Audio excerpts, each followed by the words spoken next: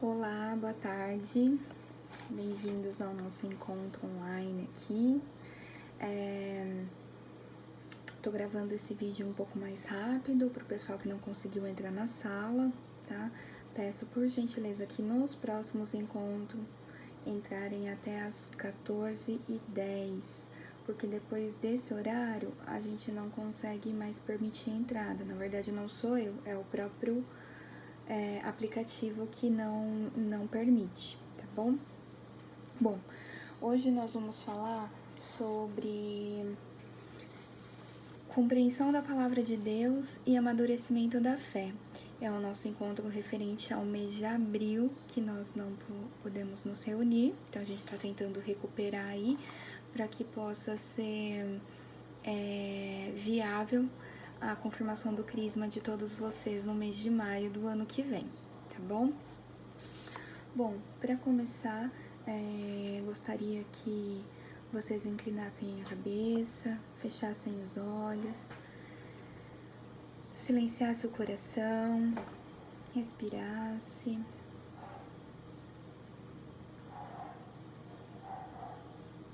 Deixe o coração vazio, fique leve.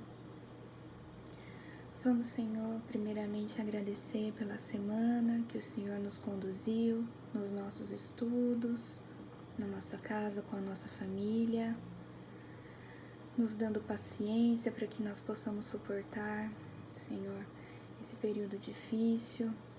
Agradecer pelo pão que não nos tem faltado em nossa casa. Agradeço, Senhor, pela vida de cada um dos catequizandos, pelas pessoas da nossa comunidade. E de modo especial, agora quero pedir, Senhor, por todos aqueles acometidos desse vírus, todos aqueles que perderam seus familiares, seus amigos por conta dessa pandemia, os desempregados, que o Senhor não deixe faltar o pão, nem sabedoria a essas pessoas. Quero pedir de uma forma especial pelo nosso pároco, que nós possamos o quanto antes, Senhor, retornar para a Tua casa, assistir Suas santas missas, porque nós precisamos do Teu pão, nós precisamos do Seu alimento para que nós possamos ser mais cristãos, para que nós possamos ser mais fervorosos na Tua presença. Senhor, abençoa esse encontro, que o Senhor possa nos conduzir com a Tua benevolência, humildade, e que se faça a Tua vontade, hoje e sempre. Amém. Bom, pessoal, hoje a gente vai falar um pouco do amadurecimento da fé. No encontro passado, para quem não participou, eu falei um pouco sobre os nossos reflexos quanto cristão. Primeiro de tudo, eu gostaria de fazer uma pergunta para vocês, dentro do coração de vocês, se vocês realmente querem receber o sacramento do crisma. Desde o primeiro encontro eu venho falando que essa é uma decisão muito importante e madura a ser tomada. Por quê? Porque a partir de hoje, a partir de quando vocês receberem o sacramento, vocês vão passar por uma nova etapa de iniciação cristã, a etapa adulta. Nada mais é que a confirmação do seu batismo, que o seu pai foi lá na igreja e te imergiu com o símbolo da água, em nome do Pai, do Filho e do Espírito Santo. Hoje, vocês sabem o que querem, a fé que querem professar, e por isso vão estar confirmando a vontade de vocês estarem seguindo a Igreja Católica Apostólica Romana. Então, eu sempre vou estar perguntando isso durante os encontros. Mas não só essa decisão importante, é também nós sabermos administrar as nossas atitudes e o que é a fé quanto um cristão adulto, tá? De um modo geral,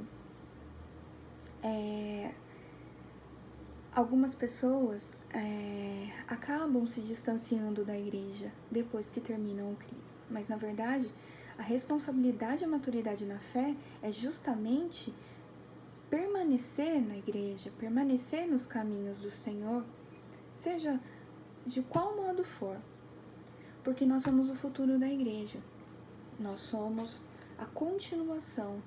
Nossos pais, nossos avós, nossos tios vão envelhecer. E se não for por nós, a nossa igreja acaba. E a nossa igreja é infinda. Nossa igreja é fundada por Jesus, amando dos apóstolos e Nossa Senhora, né?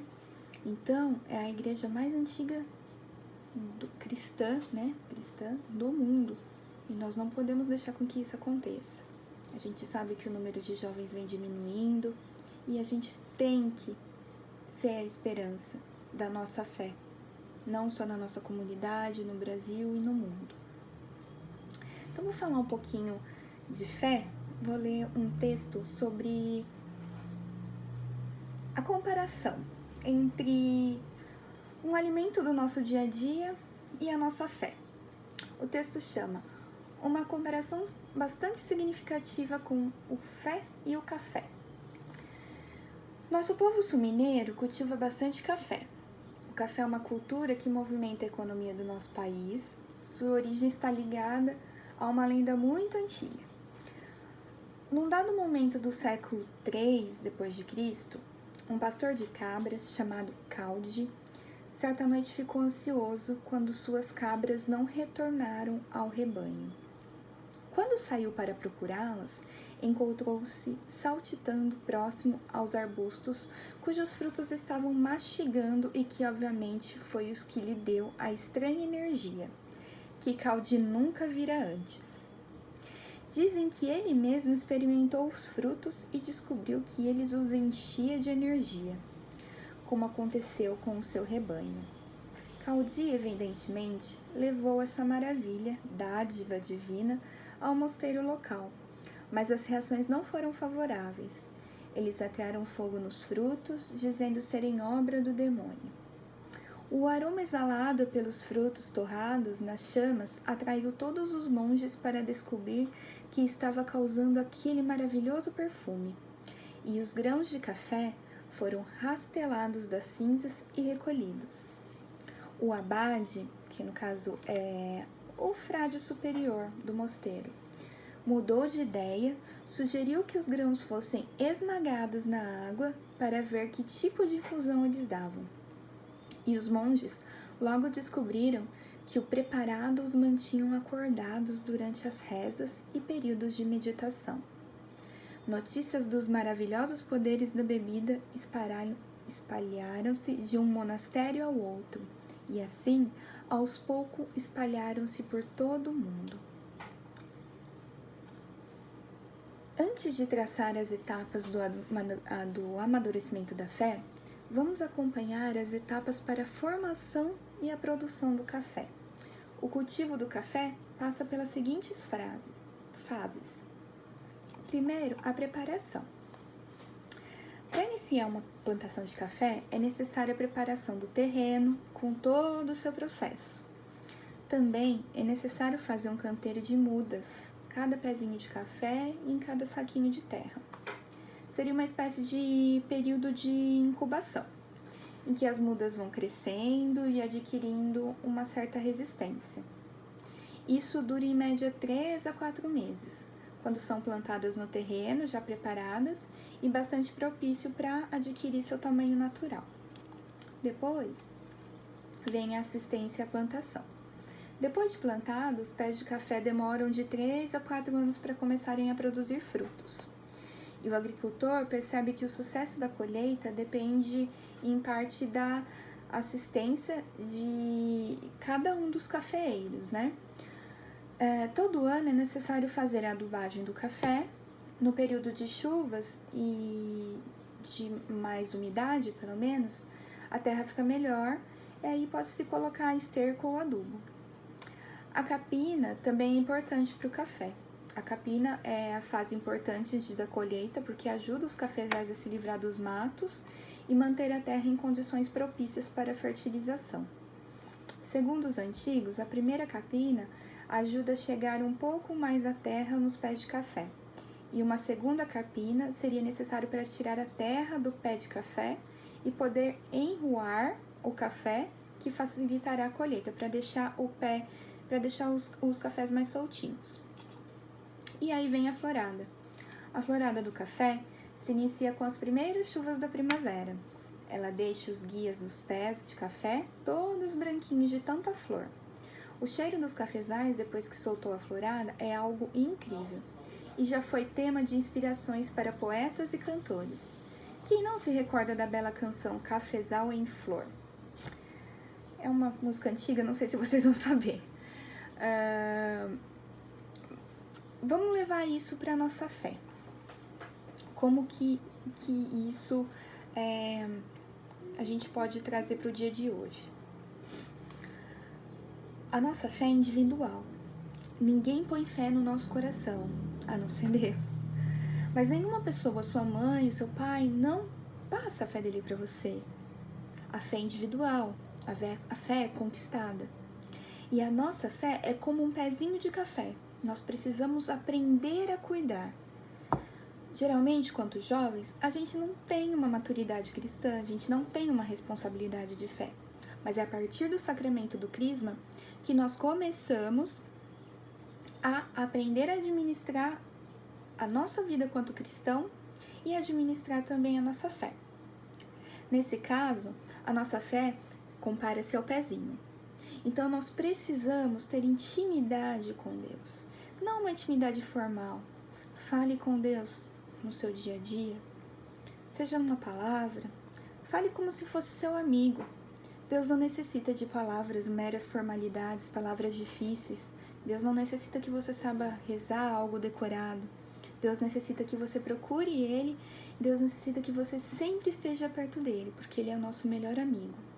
A partir daí, nós vamos cultivando esse pezinho e adquirindo sabedoria e maturidade espiritual. A partir daí, nós vamos começar a cuidar dessa nossa fé. O quê? Dando os bons testemunhos, que foi falado no encontro passado, e principalmente, aparentarmos, sermos luz no caminho das pessoas. Nós não precisamos deixar o nosso cabelo crescer, não estou aqui julgando os usos e costumes dos nossos irmãos evangélicos, mas nós não precisamos deixar os nossos cabelos crescerem, nós não precisamos andar de terno e gravata, nós não precisamos nos vestir de uma forma formal para mostrarmos que nós somos cristãos. A gente mostra para as pessoas que nós somos cristãos através das nossas atitudes, dos nossos exemplos, no nosso exalar, no nosso perfume, assim como o café. Quando nós cuidamos bem do nosso café, ele provavelmente vai exalar bons perfumes. Entendeu? Então, sempre procurem andarem no caminho de retidão. Nós não somos santos. Eu já falei isso em todos os nossos encontros. Se nós fôssemos santos, nós já estaríamos na glória, obviamente. Nós estamos aqui, pecadores e errantes, mas estamos dispostos a andar no caminho do Senhor e praticar aquilo que Ele deixou para nós através da sua palavra. Tá? Então, isso é maturidade cristã. Aí eu vou linkar um pouquinho sobre a fé, a maturidade cristã e o amadurecimento da fé. O amadurecimento da fé nada mais é do que a gente poder administrar a nossa fé e julgar, colocar as nossas vidas nos caminhos de Deus, para que Ele faça a vontade dEle. Nós temos que saber que Deus faz conforme a sua vontade, não conforme a nossa. Então, são 5 passos que nós, quanto cristãos, devemos lembrar. Sempre antes de errar, sempre antes de qualquer atitude que nos põe em dúvida no nosso coração, tá?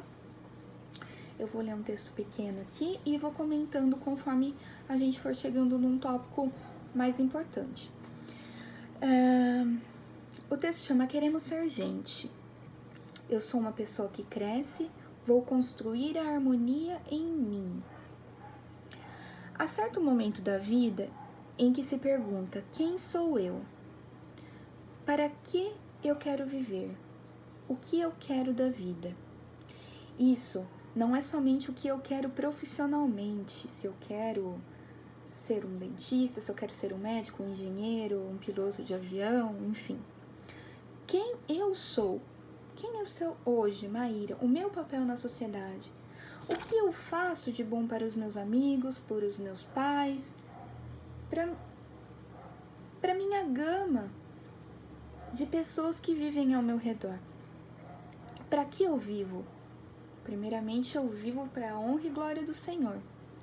Segunda, Eu vivo porque os meus pais me colocaram nesse mundo para dar orgulho a eles, para ser uma pessoa de bem. Eu vivo para o bem. E o que eu quero da vida? Não é pecado. Não é pecado desejar coisas materiais, não é pecado almejar uma boa profissão, mas é pecado passar acima de tudo e de todos para conquistar isso. O Senhor quer de nós principalmente humildade, e Ele também quer de nós estudo, persistência. Então nós devemos dobrar o nosso joelho antes de dormir, em qualquer outro lugar que a gente possa ter uma intimidade com Deus e pedir para que o Senhor abra nossas mentes, nos dê inteligência, nos dê paciência, para que nós possamos conquistar e sermos boas pessoas, bons profissionais. E também deve partir de nós, sabemos o que nós queremos da vida quanto cristão. Por exemplo, eu, Maíra, eu sempre gostei de servir na igreja, eu cresci na igreja, os meus pais, os meus avós foram ministros, então desde pequena eu já cantei, já toquei na igreja, sempre quis servir de alguma forma, mas eu sempre quis ser mãe e esposa. Então eu vi que eu não tinha o dom de religiosa, né? Mas eu gostaria muito de alguma forma ser útil na minha comunidade. E eu vi que a minha aptidão era para lidar com jovens. Aí fui pesquisar, fui fazer grupo de jovens, fui fazer curso de catequista, participei de vários fóruns aqui e fora também do Brasil. Então eu queria de alguma forma tentar ser útil fazendo aquilo que eu queria, que aquilo que realmente eu descobri que eu tinha um dom. Né? Embora eu seja tímida, às vezes eu gagueje, mas eu tô tentando aperfeiçoar isso. Mas vocês podem fazer uma autoanálise, de repente, pensar que podem ser religiosos, ou se não, que terem famílias, ou de repente serem de alguma pastoral, servirem de alguma forma na igreja, né? Serem voluntários, né? Porque nós somos o futuro da igreja. Se não formos nós, a igreja não existe.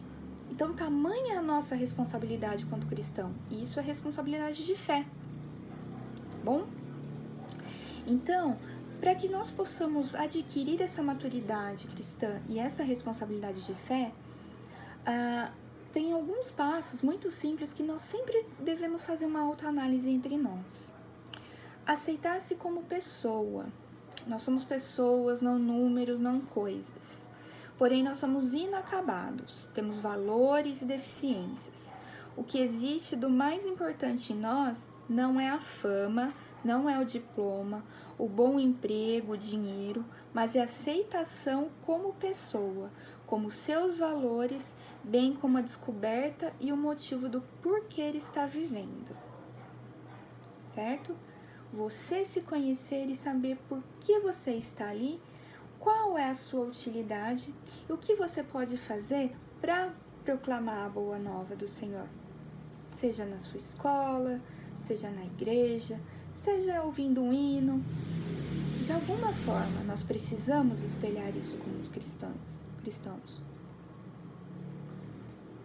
Segundo, conhecer-se. Conhecemos muitas coisas, falamos muitas coisas das outras pessoas, mas temos pouca coragem de nos conhecer profundamente. Questão da fofoca. Conhecer-se é um esforço contínuo. Conhecer-se a si, o próprio comportamento e modo de agir e reagir em casa, no trabalho, na escola.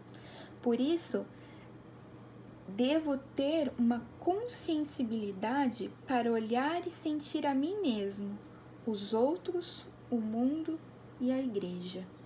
Tudo numa roda só. Quais as minhas atitudes? Será que as minhas atitudes, tema do encontro passado, será que as minhas atitudes estão condizentes como um jovem cristão? Será que eu estou sendo um filho obediente? Um irmão amoroso? Um neto obediente? Para se pensar. Terceiro, gostar de viver. Não viver por viver, mas descobrir a alegria de servir e de viver. Ter dentro de si uma vontade de ser mais gente, crer em si crer no futuro, ajudar-se a deixar-se ajudar. Nunca alimentar aspectos negativos da vida.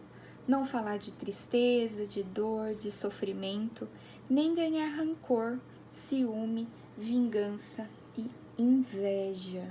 Aquilo que eu falei.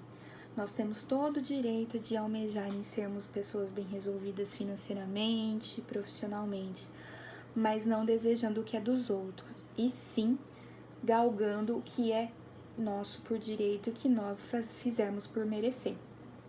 Então, sempre pedindo a Deus por inteligência, por paciência, para que Deus possa prover o melhor dentro daquilo que somos merecedores. Encontrar e amar a Deus. 5º, colocar Deus na caminhada da sua vida, descobrir Deus presente em você. Deus o ama e caminha com você. E aí, tem uma palavrinha, um trechinho da Bíblia, que realmente delimita isso que eu tô te falando. Eu sou o caminho e a vida. Eu vim para que todos tenham vida e tenham em abundância. Ele é a força da nossa vida. Ele nos dá a razão de viver. A vida é descoberta, é crescimento, é busca e principalmente amor, que é a herança divina. Eu gostaria que vocês anotassem esse trecho, eu sou o caminho, a verdade e a vida. Ele está no livro de Jó, tá? Capítulo 14, versículo 6. E também lá em Jó, capítulo 10, versículo 10. Essas duas leituras eu gostaria que vocês fizessem para a próxima semana, para a gente poder falar um pouco, porque vai linkar com o próximo título do nosso encontro, tá bom? Resumindo, eu falei pra Maíra, o que você tá falando?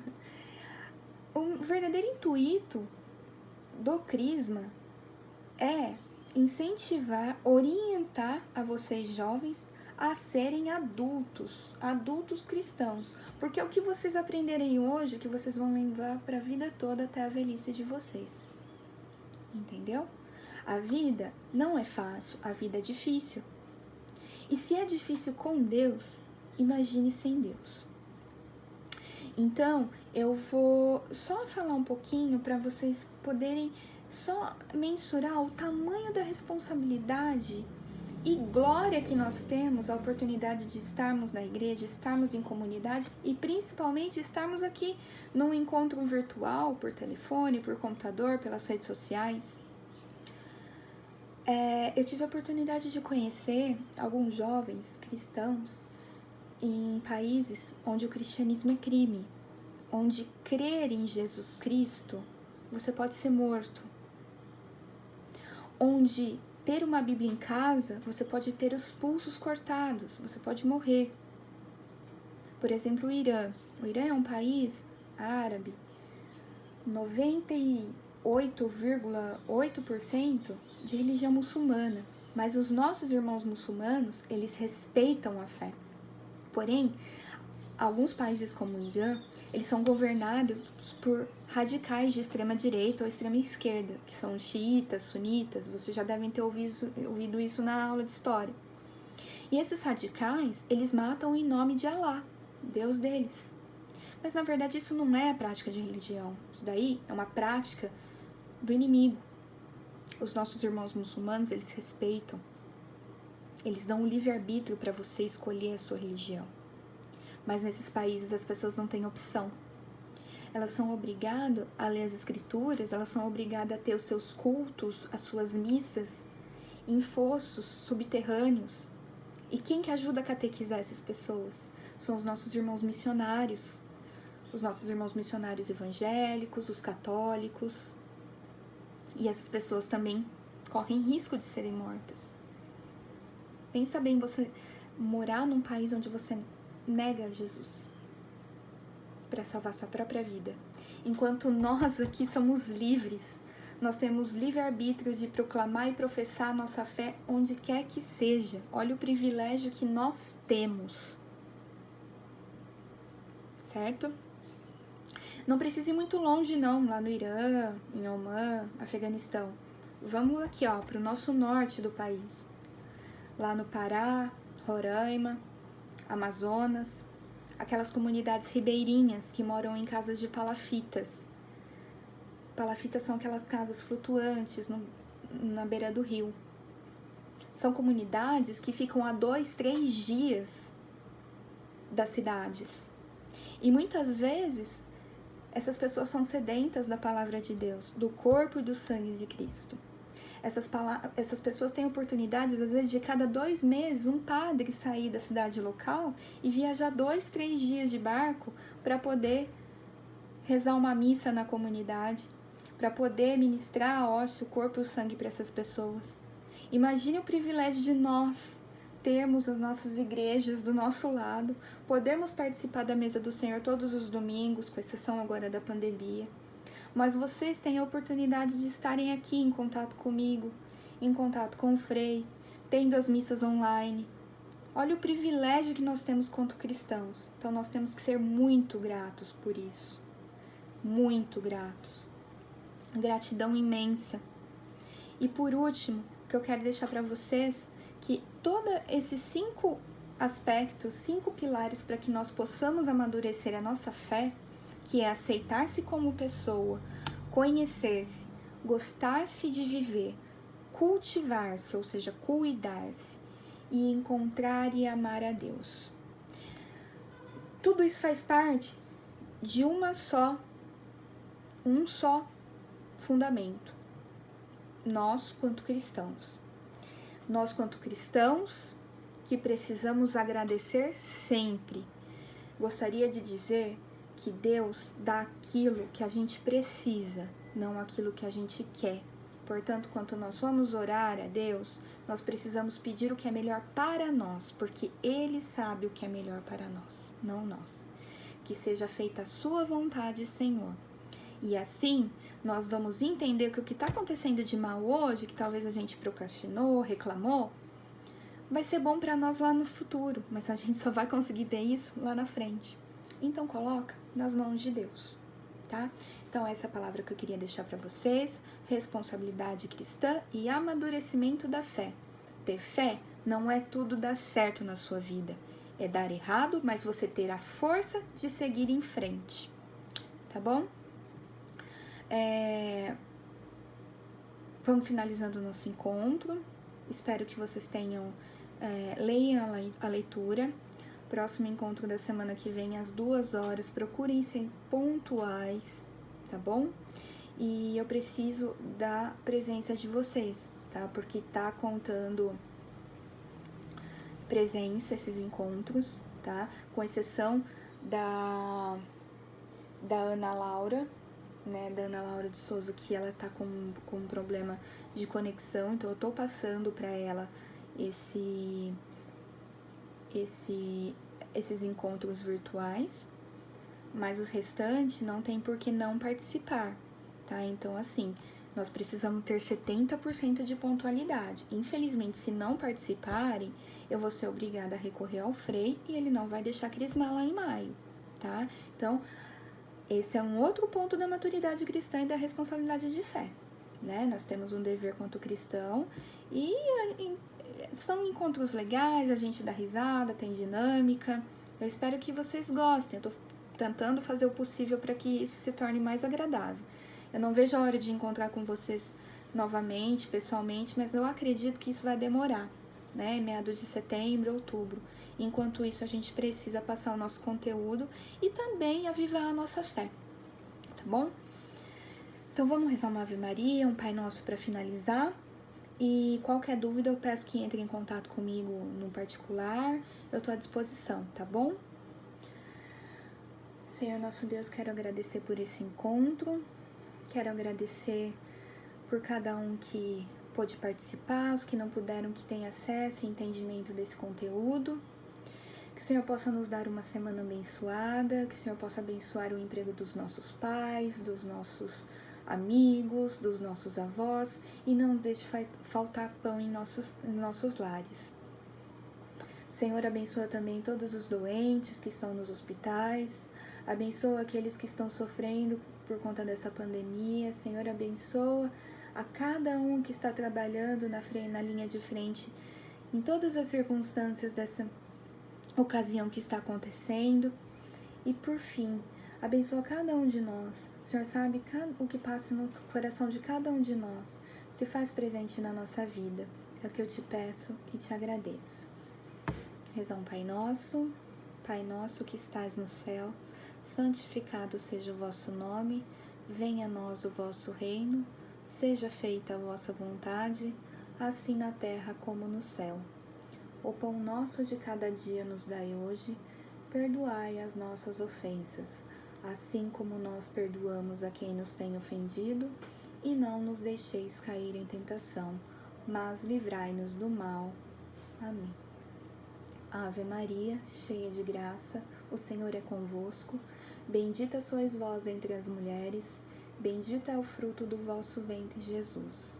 Santa Maria, Mãe de Deus, rogai por nós, pecadores, agora e na hora de nossa morte. Amém. Glória ao Pai, ao Filho e ao Espírito Santo, como era no princípio, agora e sempre. Amém. A todos, uma boa semana, fiquem com Deus. Qualquer dúvida, só entre em contato comigo, tá bom? Um beijo.